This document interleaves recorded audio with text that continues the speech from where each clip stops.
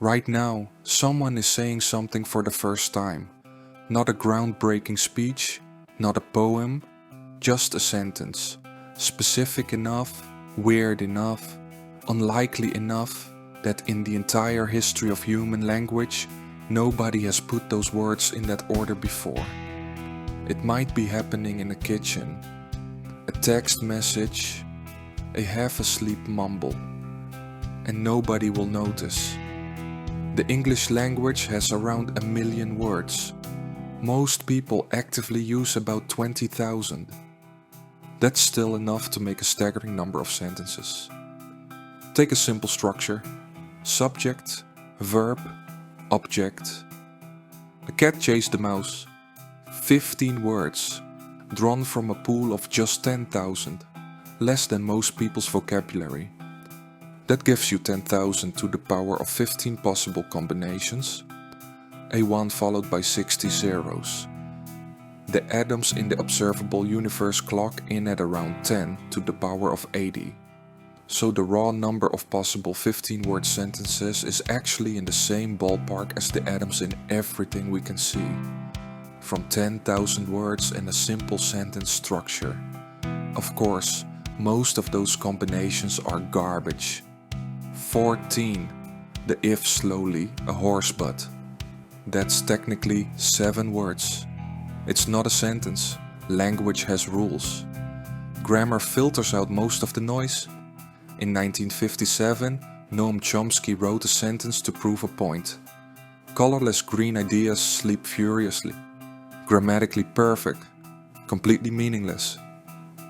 But, and this is the strange part, you understood it.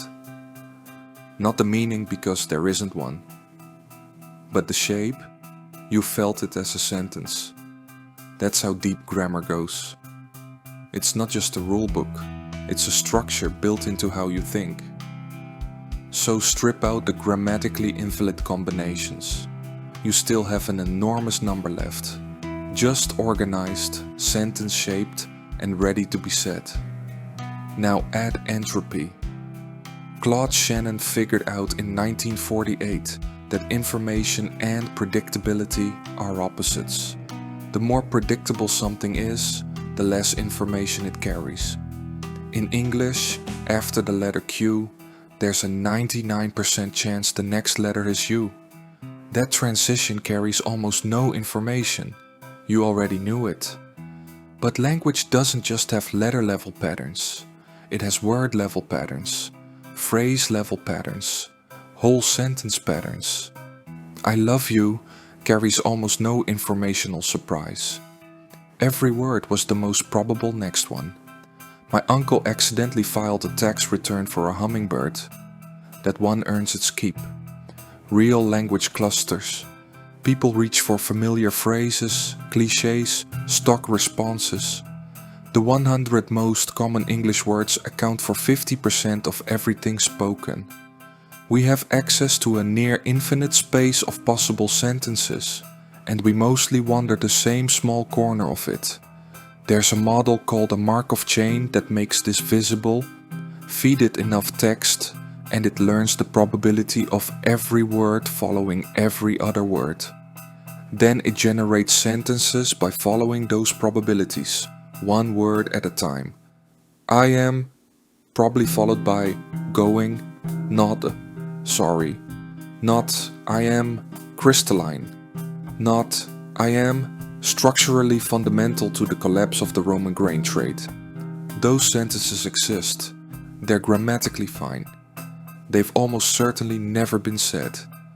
Modern language models, GPT and others, are doing a more sophisticated version of this, predicting the next token based on everything before it.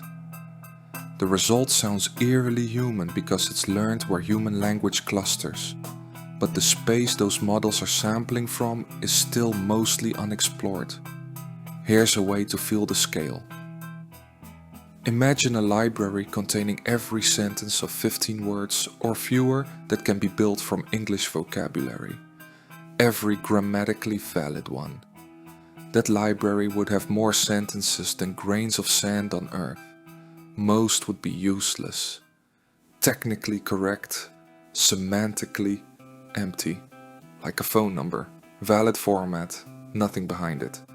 But inside that library, somewhere, is every poem ever written, every speech, every confession, every joke, every declaration, and also billions of sentences that would be brilliant, if anyone ever said them.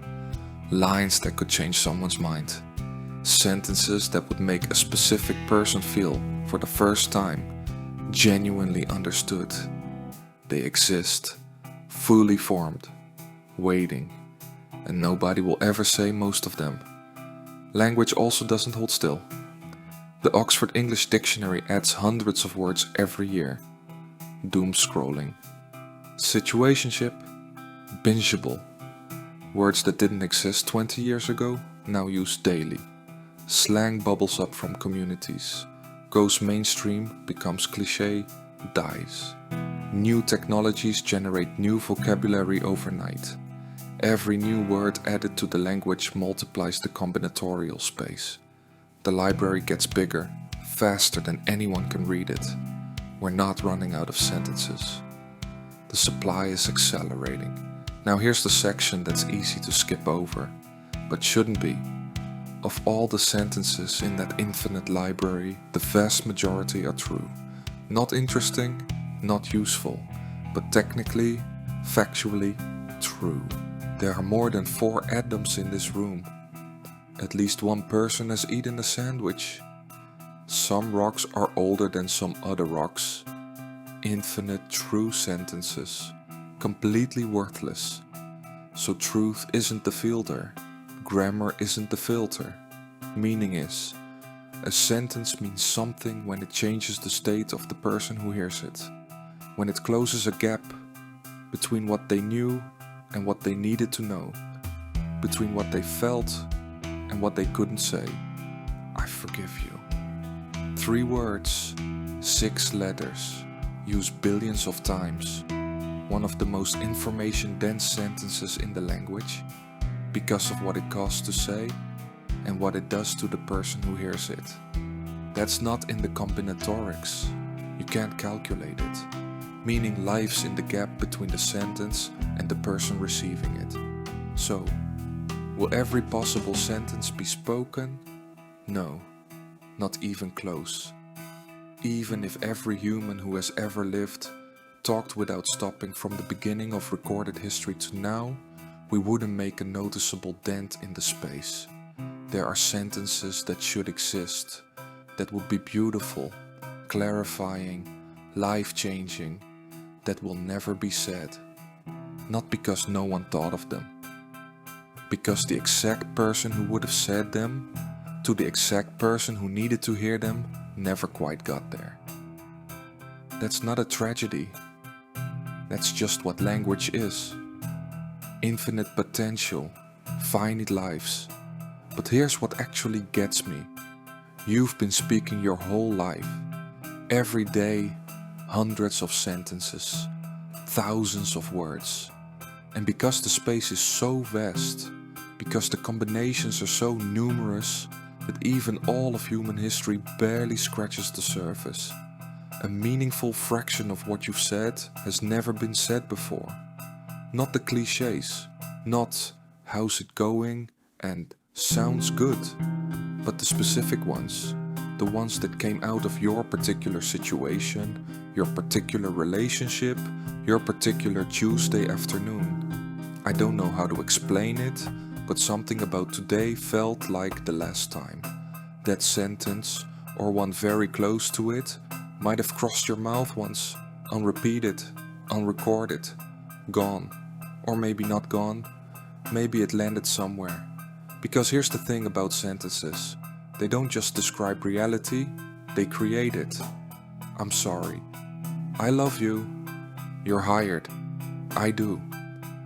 These sentences don't report on what's true. They make something true that wasn't before. Every genuinely novel sentence is a small act of creation, and you've been doing it your whole life without noticing. The universe is about 13.8 billion years old. In that time, as far as we know, Language has existed for maybe 100,000 years, possibly less.